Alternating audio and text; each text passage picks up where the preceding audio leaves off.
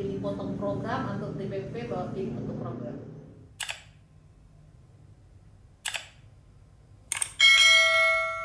Bapak Ibu tim Pansel yang saya hormati, peserta uji kompetensi mutasi dan rotasi di lingkungan pemerintah Kota Pekanbaru, Bapak Agung Adati. Ini adalah tahapan wawancara setelah tadi melaksanakan tahapan assessment, dan di dalam wawancara ini nanti teman-teman Pansel masing-masing akan berdiskusi dengan Pak Agung terkait beberapa aspek yang akan dimulai oleh, saya berikan kesempatan Pak Sandi. Silakan. Baik, terima kasih kesempatan. Assalamualaikum warahmatullahi wabarakatuh. Salam sejahtera untuk kita semua. Saya hormati Pak Ketua Pansel, teman-teman Pansel teristimewa peserta seleksi rotasi mutasi, Pak Agung Adati STNSI yang saat ini menjabat Sekwan, kemudian PLT Sistem 3. Jadi Sekwan Asti. Sekti. Sekwan pasti. Saya informasi dari Pak Ketua tadi bahwa tadi jam 1 selesai dimulai dilaksanakan asesmen. Kalau ada Pak Agung, lanjutkan dengan sekarang wawancara. Jadi seperti di undangan itu ada asisten 1, ada Pak Sekwan merangkap asisten 3, kemudian Kadis PMD, dia di wawancara terakhir Pak Agung ini. Nah, kita ingin menanyakan dulu yang di Sekwan. Nah, kita tentu mengikuti juga walaupun sudah di luar pemerintahan, tapi masih mengikuti kegiatan-kegiatan lewat media. Alhamdulillah beberapa rancangan Perda itu sudah ada yang sudah selesai, ada yang masih tahap 1. Nah, itu kita kira itu progres yang bagus. Nah, tapi yang sulit mau dirubah itu ya kita lihat itu misalnya diundang jam 5 atau jam 7 malam, tapi DP pelaksanaan selalu molor. Molornya bukan cuma 1 jam, tapi kadang 3-4 jam. Nah, kira-kira selama di Sekwan itu apa enggak ada koordinasi seperti apa, karena kita kenal dengan misalnya undangan jam 7 waktu Dewan itu bukan waktu Indonesia Tengah. Nah, kira-kira ada upaya enggak selama itu ya? Itu dulu, silakan. Baik, terima kasih. Assalamualaikum warahmatullahi wabarakatuh. Waalaikumsalam. Salam. Yang saya hormati, pertama-tama saya hormati di Pansel. Sebelum barangkali kami menjawab itu, dalam kesempatan ini kami menyampaikan terima kasih kepada Bapak Sekda, sudah Pansel yang sudah memberi kesempatan kepada kami di pada hari ini. Selanjutnya terkait dengan tugas kami di Dewan, memang tugas seorang Sekwan itu adalah memfasilitasi kegiatan pimpinan maupun anggota DPD, di mana kami sebagai Sekwan sebenarnya adalah duta Pemkot yang ditempatkan di sana, DPR, dalam rangka memfasilitasi seluruh kegiatan DPR. Secara administrasi keuangan kami bertanggung jawab terhadap wali kota melalui sekretaris daerah. Namun dari sisi teknis operasional, seorang Sekwan itu bertanggung jawab kepada anggota dewan melalui pimpinan. Dan memang persoalannya Pak, di paripurna tuan perundang-undangan tatib yang mengatur tentang quorum. Jadi misalnya paripurna itu tidak bisa dimulai kalau tidak quorum. Misalnya kalau untuk penyampaian kita minimal mesti 50 plus 1. Kalau untuk keputusan itu harus 3/4 yang harus ada. Jadi sekurang-kurangnya 17 orang anggota yang harus menandatangani daftar hadir, baru itu bisa dilaksanakan. Nah disitulah kendalanya di quorum tadi itu yang memang agak susah.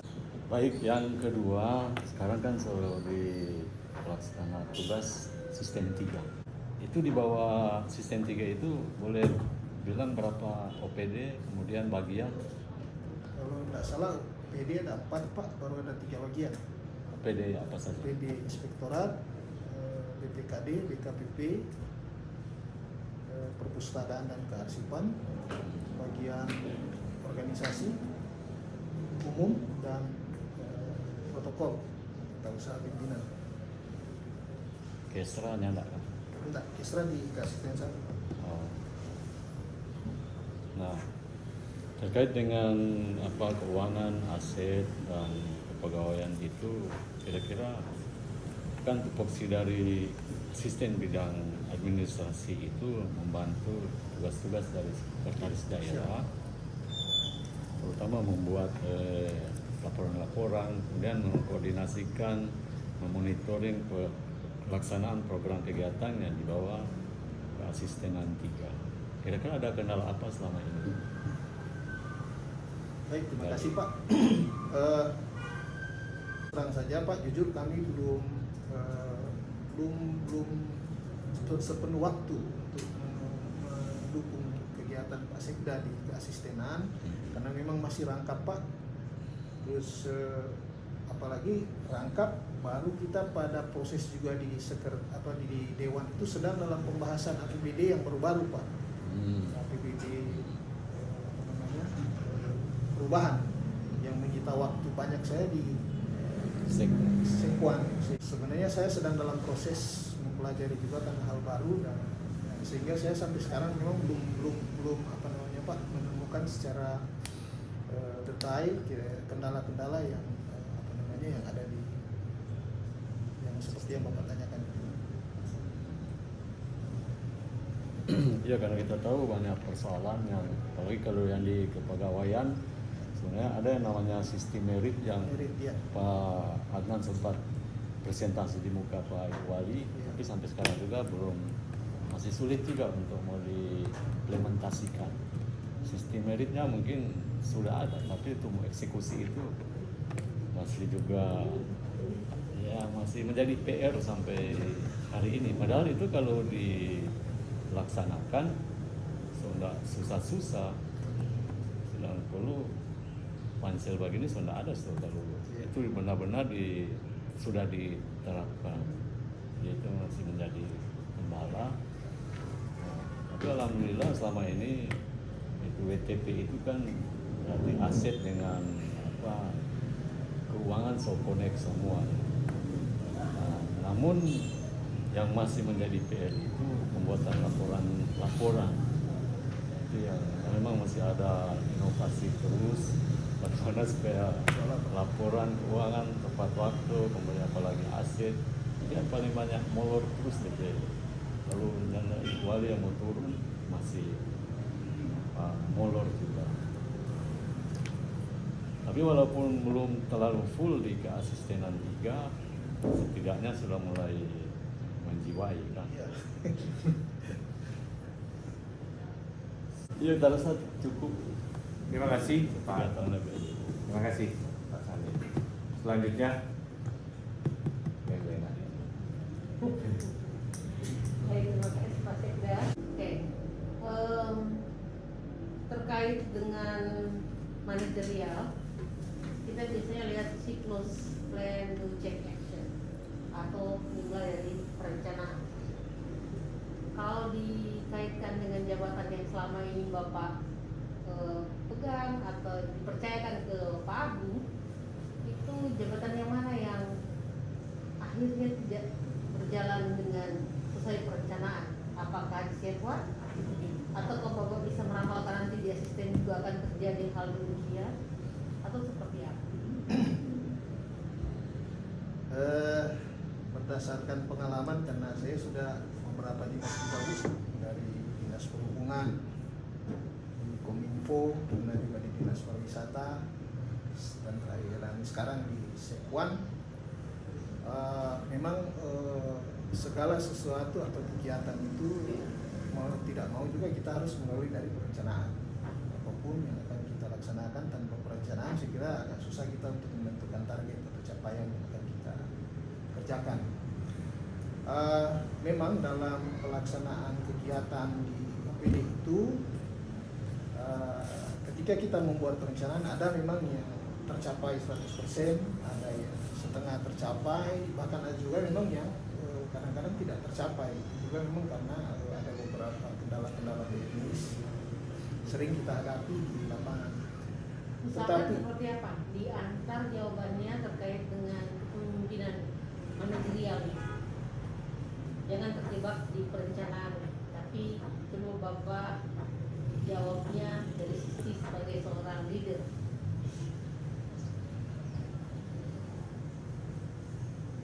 Dari sisi perencanaannya atau Sebagai capaian. seorang leader menghadapi manajerial yang dimulai dari plan itu seperti apa? Yang pasti bahwa apapun yang akan sebagai seorang pimpinan yang akan kita kerjakan, itu kita tetap tidak lari dari 4P tadi, mulai dari planning, Do check action. watch itu organizing, creating, dan Wah. monitoring, watch, controlling. Iya, dalam implementasinya biasanya disebut dengan PDCA. Oh iya, PDCA. Nah, saya bawa lagi ya, saya antar lagi. Jadi terkait dengan memegang jabatan, tentu kita harus ada perubahan. Tidak mungkin karakter atau gaya kepemimpinan kita di dinas yang seperti ini kita akan bawa lagi. Iya. Kita akan bawa lagi, ya kan? Sehingga kita memaksakan organisasi untuk ikut mau gayanya kita, bukan kita yang harus mengetahui keadaan dan situasi. Nah, ketika Bapak masuk di dalam sisi perencanaan sebagai seorang pemimpin, seorang leader, itu Bapak perannya apa? Gimana? Dari sisi perencanaan, peran kita tentu memimpin teman-teman untuk membuat perencanaan bersama. Karena pengalaman kami pun sudah beberapa kali itu bahwa apapun sebenarnya pekerjaan yang kita lakukan itu memang harus kita melibatkan tim atau kelompok. Kita tidak bisa bekerja itu kalau hanya mengandalkan kemampuan kita pribadi, kemampuan individu dalam mengerjakan sebuah pekerjaan. Jadi kami Berarti cenderung Bapak sepakat menjadi pemimpin itu bukan menjadi Superman, bukan. tapi seperti Ya, seperti saya lebih condong bahwa kita bekerja tim karena di situ ada pendidikannya juga, ada motivasinya juga, ada kemudian pendidikan dari atasan ke bawahan, iya, dengan mengedukasi. kita mengedukasi, kemudian kita membangun kebersamaan itu yang memang itu merupakan tantangan, walaupun memang perusahaan kalau ada 20 orang pegawai itu orang pasti ada 2-3 yang agak berat itu untuk ditangani. Bagaimana jadi seorang pemimpin jika tidak disukai oleh bawahan? Apa yang Bapak lakukan? Saya setiap kali berada di tempat tertentu, saya meyakini bahwa orang-orang di sekitar kita tidak akan pernah 100% menyukai kita. Pasti ada yang, karena tipikal orang kan beda-beda, Bu. Ada yang memang dia senang sekali, ada juga yang setengah senang, bahkan memang terus terang ya sebagian kecil itu tidak suka memang, karena memang ya banyak faktor. Setelah juga saya coba kan, saya sering melihat itu kasuistis setiap personil yang bekerja dengan kami itu, walaupun saya tetap mengedepankan kerja tim, tapi memang secara untuk beberapa kasus yang agak ASN yang bermasalah, sering saya coba melakukan komunikasi, coba pendekatan persuasi, pendekatan personal. Disuruh pilih potong program atau DPP bahwa pilih potong program. Belum, tidak mengerti kita maksudnya. Kalau Bapak masuk dalam sisi perencanaan, Ya. disuruh memilih prioritas terkait tadi pertanyaannya Pak Sekda, apakah memotong program kegiatan untuk kegiatan atau memotong TPP? Bapak akan pilih potong program. Mana yang dipilih? Mengutamakan TPP, TKD atau tergantung kondisi kalau kita kalau kondisi sekarang? Kalau memang kita sampai kondisi keuangan berat ya tentu harus pertama kita tentu harus mempertimbangkan merasionalkan target. Kemudian tentu dengan mempertimbangkan apa tadi itu program kegiatan yang dipotong. Iya. Asal jangan TPP. Kalau TPP juga kan ada hitungannya, ada aturannya juga. Tetap juga orang harus memperhitungkan itu karena ada perhitungannya. Ada perhitungannya, jadi Iya. tetap TPP. Kalau pemotongan TPP akibat kedisiplinan saya setuju. Karena misalnya dia tidak mencapai target itu kan berarti memang karena apa? Tapi kalau dalam penentuan perhitungan kan Bu, yang setahu kami itu ada perhitungannya untuk besaran TPP. Seperti apa perhitungannya setahu Bapak? Contoh misalnya beban kerja. Beban kerja. Beban kerja. Nah, bagaimana caranya Kedisiplinan. mengatur beban kerja sebagai seorang pemimpin? Bapak punya beban kerja pasti. Iya. Menjadi pemimpin, bagaimana caranya Bapak memanage beban kerja Bapak?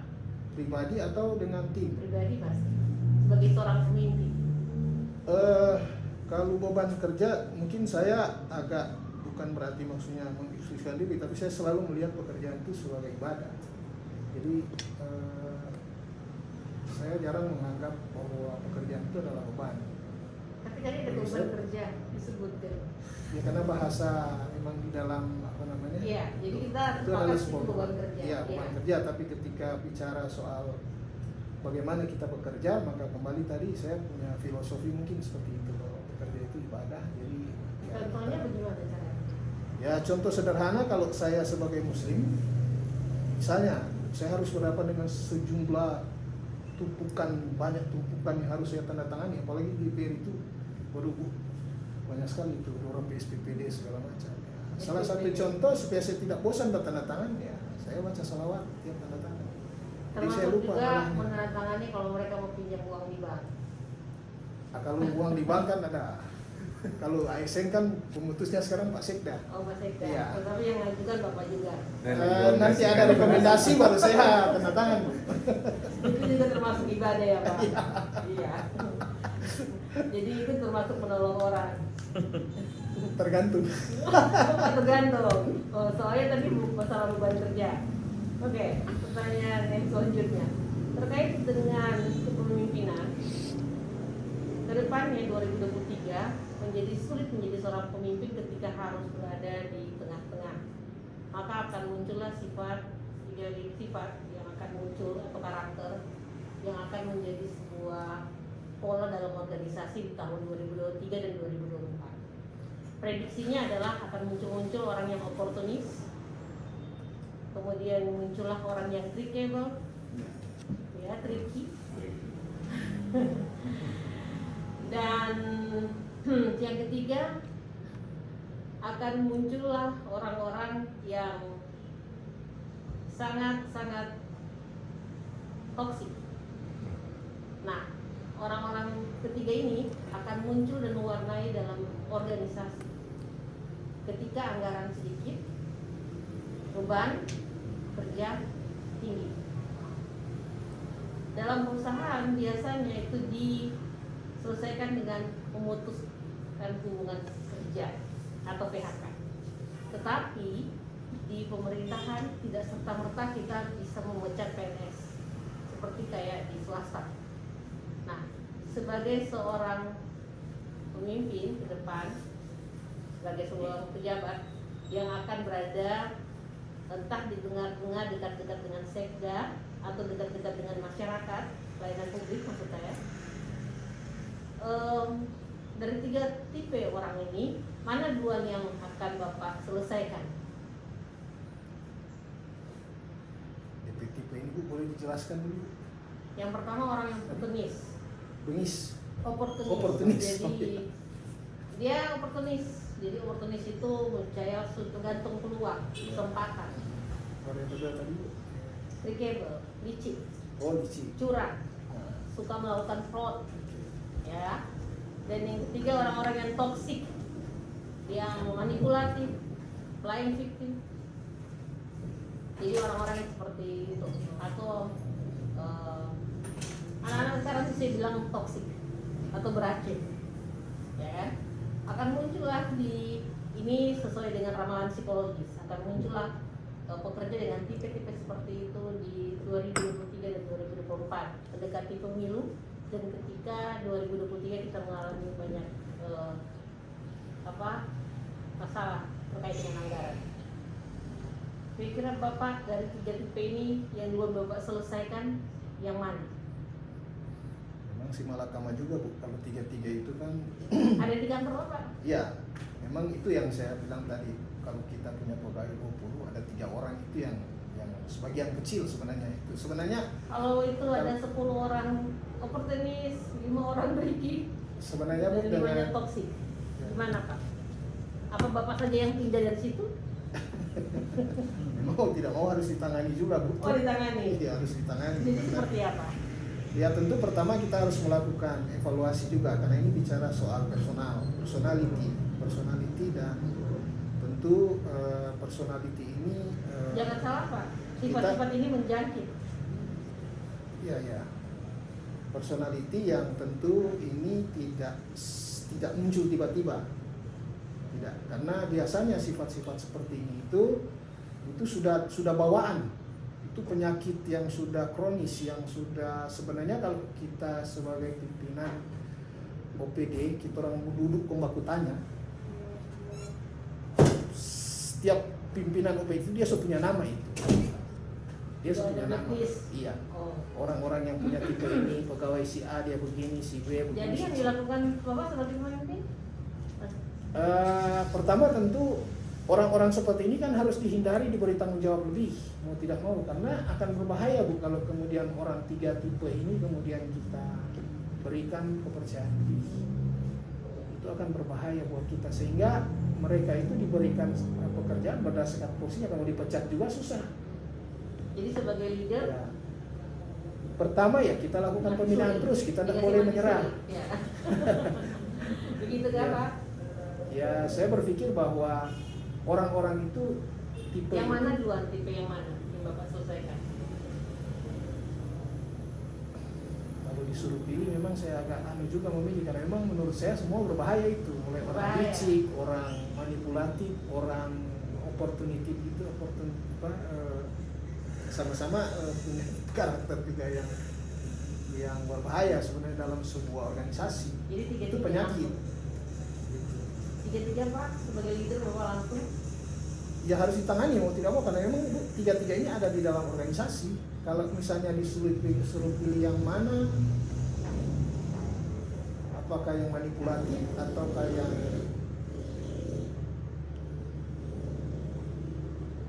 kalau saya mungkin berpikir ya kita hadapi yang mana yang kita duluan ada di organisasi kita. Mana Harus duluan? dihadapi semua. Tapi jangan salah Pak, orang tricky atau licik itu orang yang paling pintar biasanya di organisasi. Dia sangat menguasai semua Iya, iya. dokumen-dokumen, dia sangat menguasai jalannya organisasi. Ibaratnya orang bilang dia sangat manasa di situ. Bahkan mungkin dia 10 tahun pegawai di situ, mungkin dia 15 tahun sudah di situ, tidak pernah pindah-pindah. Tapi dia sangat tricky Pak. Iya, betul. Sepakat saya. Ya, kalau orang oportunis ya dia akan orang yang mencari muka. Biasanya ketemu dengan pimpinan yang bermuka dua juga. Itu hukum alamnya. Iya. Sedangkan orang yang toksik ini lebih bahaya. Dia bahkan tidak terdeteksi karena memiliki gangguan mental, gangguan jiwa. Bahaya. Mungkin bahasa yang paling ditakutkan adalah psikopat. Iya, psikopat. Nah, ini biasanya sebagai seorang yang namanya mastermind di organisasi itu. Bahkan mungkin di satu Pemda ini. Nah, kita harus mendeteksi itu dari awal. Sebagai seorang pemimpin, saya bertanyanya lebih jauh ke depan, mengingat kemampuan Pak Agung selama ini, maka saya bertanya yang lebih dalam, ya. Seperti apa Pak? saya penasaran. Ingin tahu.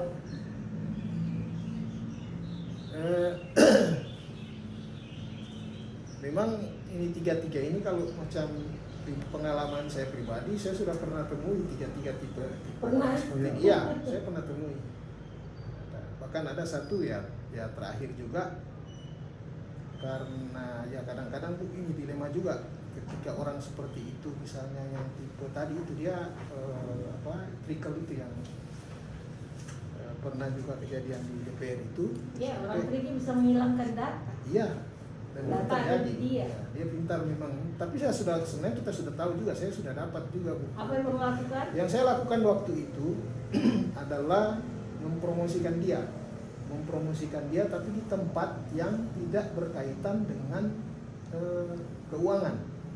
Dan saat ini dia di salah satu kecamatan dia ada, sehingga itu juga yang harus kita jaga supaya kemudian tidak mempengaruhi menjaga keseimbangan di dalam, sehingga juga di apakah DP saudara atau mungkin orang yang selama ini dia dekat sekali yang diharapkan dia itu juga merasa bahwa tidak disingkirkan, tapi dia diberi peluang, diberi promosi misalnya. Cuma memang secara pribadi juga saya waktu itu tidak tahu apakah pernah saya sudah sampaikan nama itu ke Kaban atau masih Pak Sahaya waktu itu. Secara pribadi saya sudah sampaikan, ini anak ini punya anak baik, harus dibina terus dulu, jangan dulu dibinasakan, dibina, mudah-mudahan dia bisa berubah. Kalau dia berubah, tapi kalau tidak ini berbahaya untuk dalam organisasi, sehingga dia harus diperhitungkan Dan ketika itu dia. sakit kepala. Iya, pasti Bu. Dan itu level tertinggi dalam manajerial yang Bapak ambil, itu keputusan Iya. untuk memindahkan orang Iya. Bright Man Iya. Brave. Iya. Bapak pernah kena fitnah? Kalau fitnah sering Bu. Oh serius. Selalu. Biasa itu Bu. Sudah makanan hari-hari. Iya. Iya. Bapak merasa itu juga ibadah? Itu bagian mendewasakan. Oh mendewasakan. Bagian untuk menguji kesabaran. Sudah menuju kesabaran. Iya, iya. Oke. Dan saya cukup Pak Agung. Terima kasih sudah menjawab. Saya kembalikan pada Pak Sekti. Baik, terima kasih Mem Lena.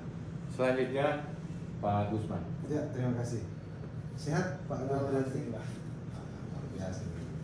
Saya mengikuti Bapak dari perjalanannya dari masih staf di KPU, kemudian di Humas, kemudian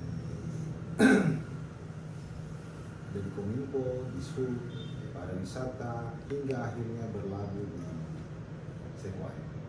Yang paling lama memang di Sekwai. Nah, dari 3 terakhir itu ini terkait dengan implementasi di lapangan. Dari 3 itu tadi sudah juga digambarkan oleh calon oleh sebelum Pak Agung Madati yang peserta lainnya, bahwa menggambarkan tentang prestasi yang mereka capai. Nah, saya minta ke Pak Agung Madati bisa menggambarkan tentang prestasi apa yang menurut Pak Agung Madati ini secara pribadi disampaikan di di 3 dinas terakhir yang Anda lakukan. Baru kedua, permasalahan apa yang paling Anda ingat di 3 dinas terakhir ini? Kalau prestasi nasional, waktu saya sekretaris KPU, kita pernah jadi KPU terbaik se Indonesia, KPU berintegritas se Indonesia dari 500 KPU kabupaten kota. Lalu untuk prestasi juga nasional, waktu saya di perhubungan, saya pernah mendapat 2 kali penghargaan. Pertama mendapat plakat WTN, baru piala WTN Wahana Tata Nugraha. Itu yang pernah. Baru di Dinas Kominfo, saya pencetus ide sistem keluhan masyarakat yang Sikemas itu dari kami, inovasi, dan sampai sekarang masih berlaku itu.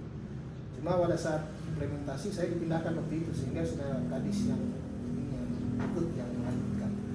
Kalau di pariwisata, saya waktu di zaman saya yang tingkat provinsi itu, saya pernah mengantar Kota Mobagu itu jadi unik surut. Kemudian kalau inovasi waktu itu kebetulan juga proker kami, cuma ya begitu karena tidak berlanjut. Saya sudah dipindah. Sebenarnya dulu kami sudah mempersiapkan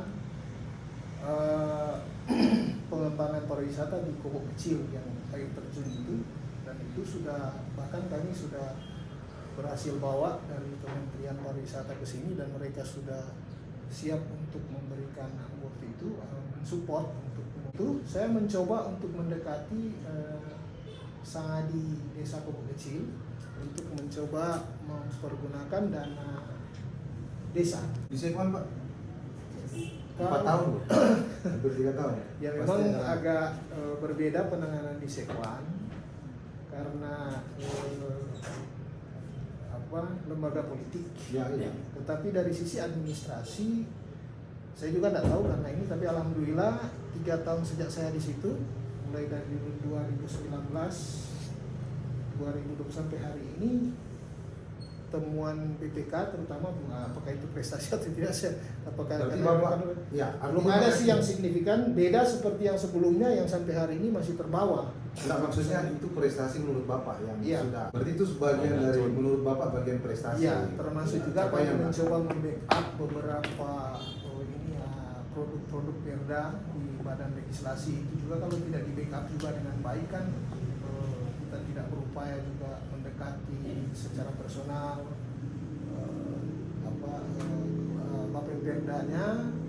Nah, kadang-kadang kan kalau tidak di ini mereka biasa baku-baku harap. Baku harap, sehingga salah satu juga yang kami usulkan waktu itu di rapat Perda, kalau boleh saya usulkan ke ketua misalnya untuk produk hukumnya, untuk Ramperdanya itu dibuat semacam ada koordinator. Jadi misalnya 10 orang atau 11 orang anggota Bapemperda itu masing-masing mengkoordinir satu perda. Nah itu maksimal itu. Ya, itu rupanya itu berhasil dan kita mampu menyelesaikan beberapa Ramperda, walaupun memang itu masih di kisaran 60%, 70%.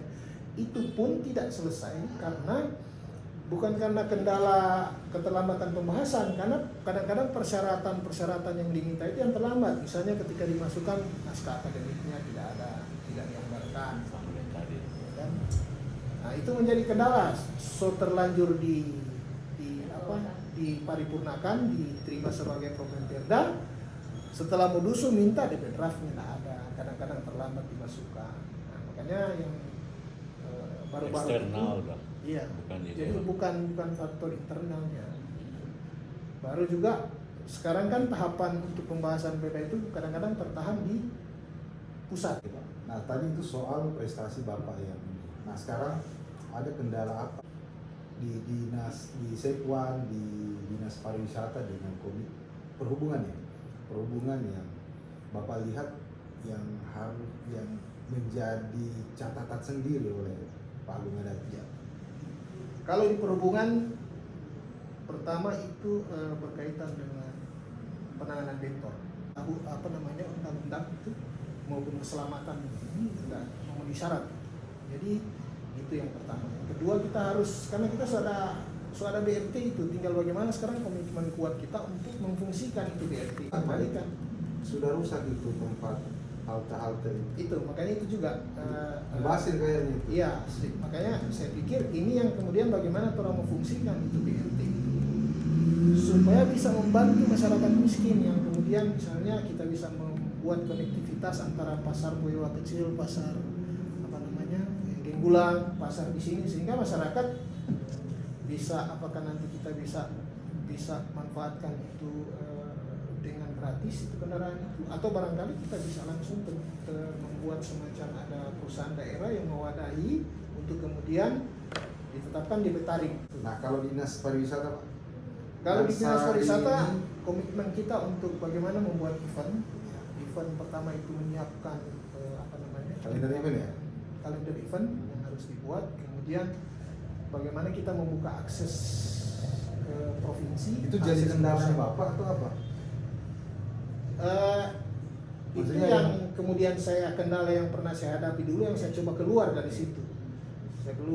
Sebenarnya sudah ada peletakan dasar-dasar sudah kami lakukan waktu itu, dan saya kira kan waktu itu kita banyak event sampai Pak itu masih Pak Adnan masih sempat ini banyak sekali kita sampai event waktu itu karena terus terang kita dengan Pak Adnan sempat ada masalah anggaran karena memang mau promosi ini kan butuh anggaran besar. Sementara di sisi waktu itu anggaran terbatas, jadi kita berusaha untuk melibatkan pihak-pihak lain, pihak-pihak perusahaan atau pihak-pihak swasta untuk mendukung program.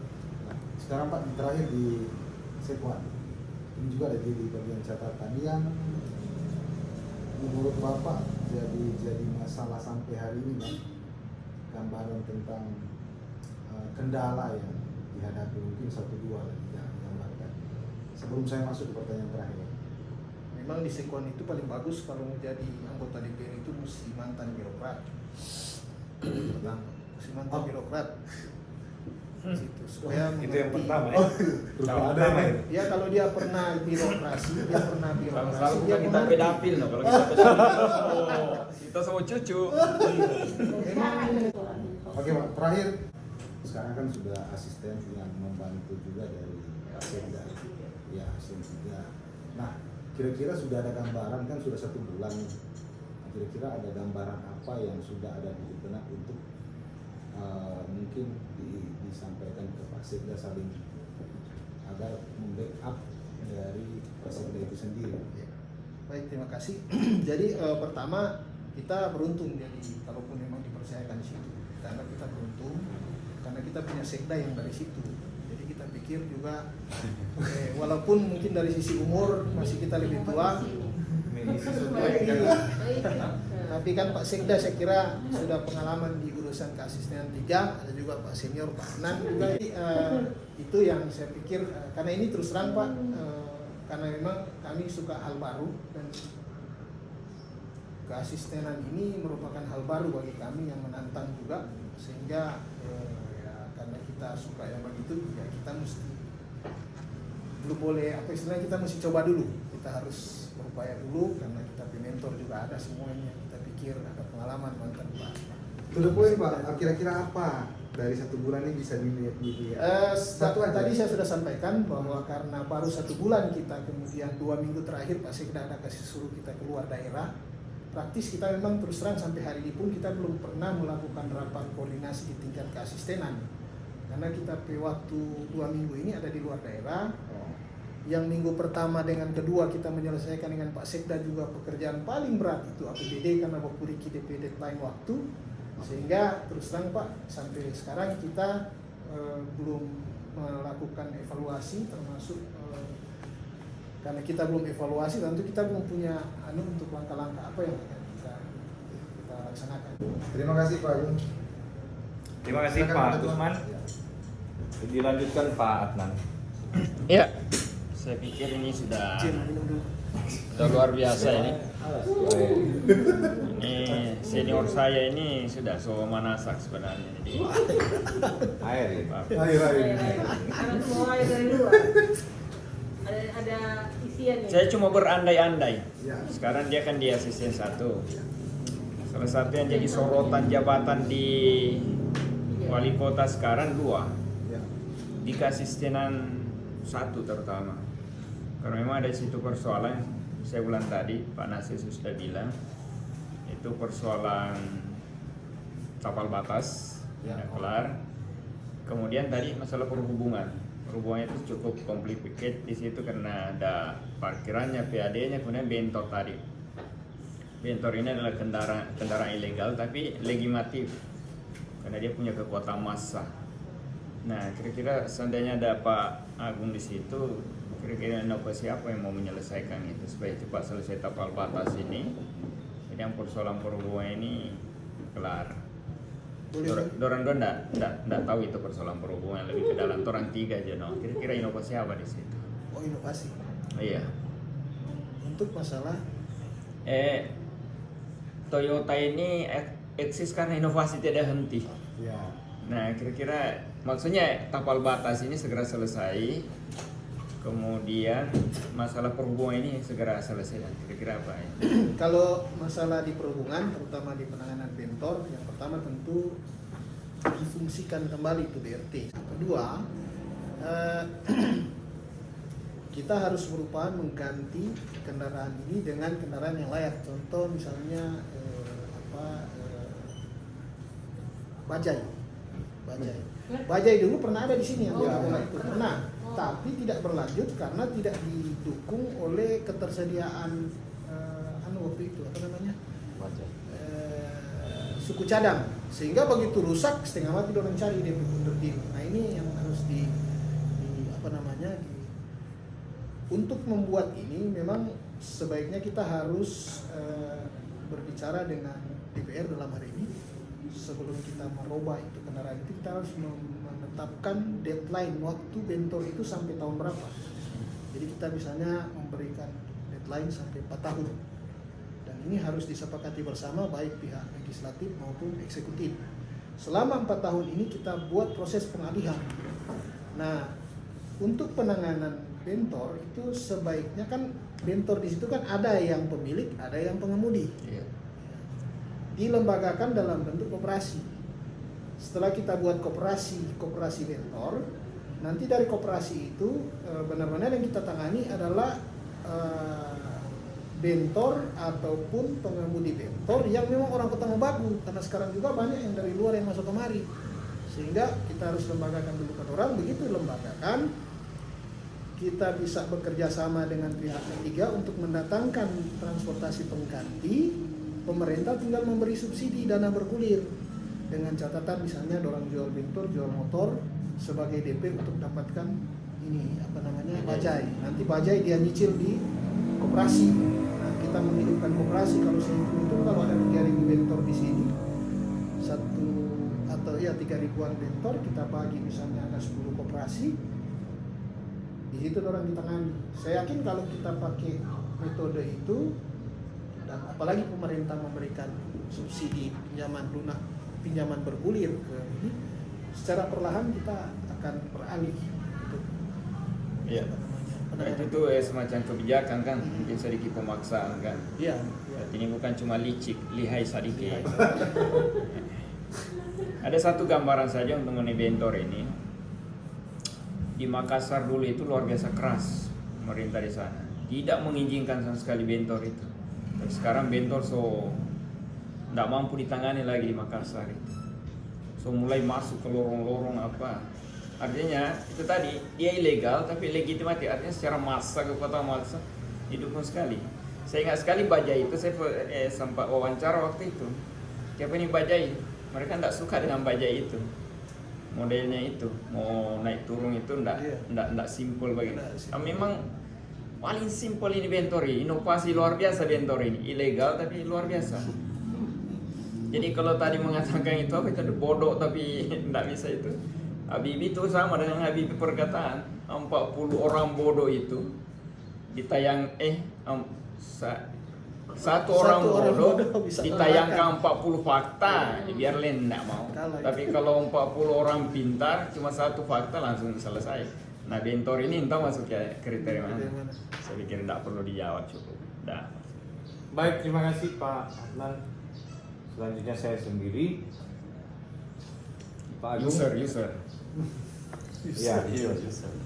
Ya, Pak Agung sudah berjalan 1 bulan di PLT Asisten 3 dan minimal sudah melihat sejauh mana sebenarnya kondisi dari keasistenan 3 ini. Sebelumnya juga sebagai sekwan sudah banyak melakukan koordinasi, berkolaborasi dengan TAPD dalam hal penyusunan APBD dan APBD perubahan. Nah, ada yang masih menjadi permasalahan sekarang. Memang aturan PAPBD tepat waktu, untuk penetapannya tepat waktu. Namun dalam tahapan itu sesuai dengan tahapan yang sudah ditetapkan, orang molor, nantinya tidak sesuai dengan waktu di dalam tahapan itu. Ini menjadi salah satu kendala, menjadi permasalahan, sehingga terkesan nanti ketika dilakukan pembahasan UAPPS dan RAPBD menjadi APBD, waktu yang ada sudah sangat singkat. Nah, bagaimana nanti Pak Agung ketika nanti misalnya dipercayakan untuk melanjutkan bagaimana upaya Pak Agung, karena Pak Agung membidangi asistensi 3 administrasi pemerintahan. Di dalamnya ada keuangan dan juga penganggaran di dalam situ. UAPPS sekarang sudah ada menjadi urusan dari Badan Pengelola Keuangan. Nah, bagaimana upaya-upaya dari Pak Agung nanti? Silakan. Baik, terima kasih Pak Sekda. Tentu sebagai perpanjangan tangan Pak Sekda, terutama di bidang keuangan, kami akan konsen untuk memperhatikan tahapan-tahapan tersebut dan memang tahapan-tahapan itu sudah ada di dalam ketentuan dan juga itu sudah diatur. Tinggal memang bagaimana kita konsisten saja untuk melakukan evaluasi, kemudian mempercepat proses pembahasan sehingga itu bisa tepat waktu. Walaupun kembali lagi bahwa meskipun juga di Pemkot kita sendiri tepat waktu Pak, kadang-kadang memang kendala juga ada di sebelah, ada di lembaga sebelah. Kadang-kadang orang sudah tepat waktu kasih, orang lain masih molor-molor apa semua. Ya, saya kira memang lebih banyak ke hal non teknis yang terjadi di lembaga sebelah itu yang menyebabkan adanya keterlambatan pembahasan. Tapi secara umum kan selama ini 4 tahun saya di situ belum ada yang terlambat lewat 1 hari. Penetapannya kita tetap tepat waktu, tinggal mungkin penyampaian. Yang mudah-mudahan nanti atas tentu arahan dari Pak Sekda, kami akan berupaya untuk memperbaiki sistem itu. Kita akan berupaya untuk bisa tepat waktu dan tentu tetap mengharap petunjuk Pak Sekda supaya kemudian kami bisa mengkoordinir ke bagian keuangan maupun keterlibatan OPD secara menyeluruh sehingga pembahasan kita tidak terkesan terburu-buru. Pembahasan bisa kita laksanakan jauh-jauh sebelumnya sehingga tidak ada yang terlewatkan, dan dengan demikian tentu jika ada masalah akan lebih cepat kita tangani, akan diselesaikan tepat waktu. Saya kira itu. Oke, jadi memang betul penetapan tidak pernah ada keterlambatan. Namun tahapan ini ini juga menjadi bahan supervisi dari KPK melalui MCP, ketepatan dalam penyusunan APBD, tahapan penyusunan. Nah, tentu dari aspek pengawasan juga ada di bawah dari asistenan 3 nanti. Sebenarnya kalau konsisten dengan tahapan itu bisa dilakukan oleh siapa saja. Cuma ada hal-hal yang mendasari, yang melatar belakangi kenapa terjadi keterlambatan. Ini masalah klasik. Ini juga dari beberapa tahun lalu juga bersama-sama dengan orang. Masalah klasik yaitu doinya nggak ada, toh dana anggaran yang kurang, malah beberapa tahun terakhir ini dana transfer semakin hari semakin dorong potong. Dan sudah diatur. Sudah dipotong, kemudian ditetapkan mandatorinya. Ditetapkan mandatorinya. Sementara orang diberikan ruang oleh konstitusi daerah itu ada RPJMD. Artinya ada visi misi yang ditetapkan sendiri, kemudian ada target yang harus dicapai di dalam visi misi itu. Sementara orang sudah diatur oleh mandatori. Artinya midoi ini cuma sedikit dan orang harus menyelesaikan prioritas pusat, prioritas provinsi, dan orang visi misi. Ini semua yang menyebabkan keterlambatan di dalam penyusunan baik RKPD itu dialami juga oleh Pak Adnan maupun KPPADS. Nah, bagaimana menyikapi itu? Bagaimana strategi untuk hal ini bisa lebih dapat orang lakukan dengan baik, dengan tidak melewati waktu yang ditentukan. Silakan, soal jam. Baik, terima kasih. Memang ini persoalan yang dihadapi oleh bukan cuma oleh Kota Obo, saya kira hampir semua pemerintah daerah kita sedang berhadapan dengan keterbatasan penganggaran, kemudian nanti tentu akan berpengaruh terhadap pelaksanaan tugas-tugas pelayanan kemasyarakatan. Menurut kami memang yang perlu kita tekankan, yang perlu menjadi fokus kita adalah karena keterbatasan dana, bagaimana kemudian dengan dana yang terbatas ini target-target yang sudah ditetapkan itu bisa tercapai. Nah, dengan keberadaan itu tentu kita harus membuat skala prioritas. Kira-kira kegiatan-kegiatan yang prioritas mana yang harus kita utamakan, terutama dalam pencapaian indikator-indikator yang sudah kita tetapkan. Bagaimana menetapkan prioritas? Kita melihat, dengan kita melihat indikator-indikator mana yang terutama masalah SPM misalnya, yang standar pelayanan minimal itu yang paling pokok yang harus kita penuhi dulu. Kemudian tentu harus melihat juga memperhatikan visi misi daripada yang tertuang di dalam RPJMD. Itu yang kemudian harus kita perhatikan, lalu kita tetapkan prioritas-prioritas mana yang harus kita penuhi dulu sebelum kemudian ada yang kegiatan-kegiatan lainnya atau penunjang lainnya. Kira itu. Pengalaman ketika melakukan pendampingan ke teman-teman OPD maupun asistensi, semua diangkat oleh mereka prioritas. Nah, bagaimana? Yang ada prioritas. Bagaimana ini? Tadi itu kan kita harus lihat dulu yang SPM dulu. SPM dulu itu yang mesti ini dulu. Kalau memang itu SPM, kita prioritaskan dulu di SPM itu. Kemudian ya kita tentu mengevaluasi, mengukur atau menguji yang indikator lainnya. Yang mau tidak mau orang mesti pakai tangan besi, Pak. Karena kalau misalnya sama dengan tadi Men bilang, pasti ada yang mau dikecewakan. Orang mesti berani untuk melakukan pemotongan program yang memang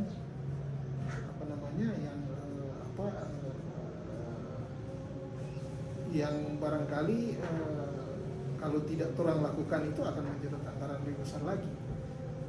Jadi kan mesti teorinya mesti pakai tangan besi. Oke, baik. Jadi dengan cara tentu orang lakukan evaluasi terhadap capaian dan kemudian penetapan prioritas hanya mendukung